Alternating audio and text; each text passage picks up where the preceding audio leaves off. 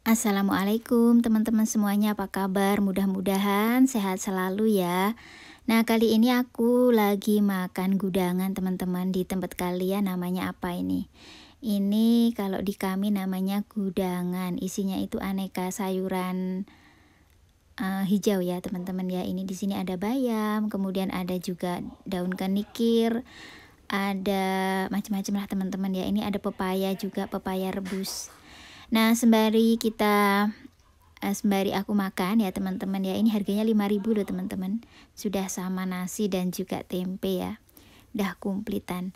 Kita sambil ngobrol-ngobrol ya teman-teman ya. Kali ini aku pingin ngobrolin tentang perkembangan. Nah, perkembangan individu ya teman-teman ya.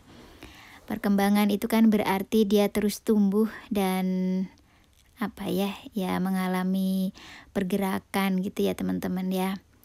Dalam diri manusia itu tuh ada perkembangan yang harus dicapai kalau kita ingin jadi manusia yang normal. Dari mulai anak-anak, kemudian nanti dewasa, ya sampai kemudian dewasa lanjut ya teman-teman.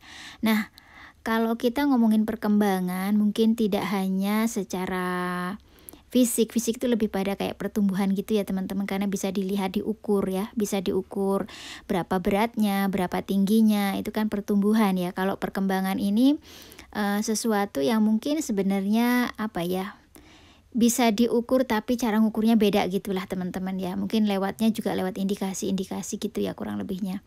Pokoknya intinya bedalah sama pertumbuhan ya. Kalau pertumbuhan kan sudah jelas banget beratnya, tingginya, kita mudah mengukurnya. Kalau perkembangan itu kan nggak gampang ngukurnya ya teman-teman ya.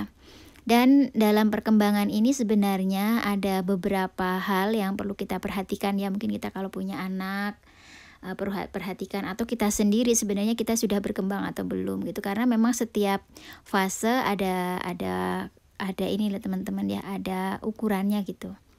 Nah, perkembangan yang setidaknya ada 3 perkembangan nih teman-teman yang perlu kita perhatikan dalam diri kita ya. Yang pertama adalah perkembangan kognitif. Bahasa mudahnya itu perkembangan cara berpikir, cara kita mempersepsikan sesuatu. Kalau normalnya itu kan dari mulai kecil, dewasa, remaja, dewasa, dan selanjutnya itu mengalami kematangan. Nah, apakah kita sudah mengalami kematangan dalam hal berpikir ya teman-teman ya, ini perlu kita koreksi ulang. Kemudian juga perkembangan dalam hal emosi. Nah, emosi juga ternyata mengalami perkembangan ya. Nah, dari kalau mungkin anak-anak susah mengendalikan emosinya, apakah kita sekarang setelah dewasa juga masih sama? Susah mengendalikan emosi. Nah, itu perlu pertanyaan. Kemudian yang ketiga juga perkembangan moral.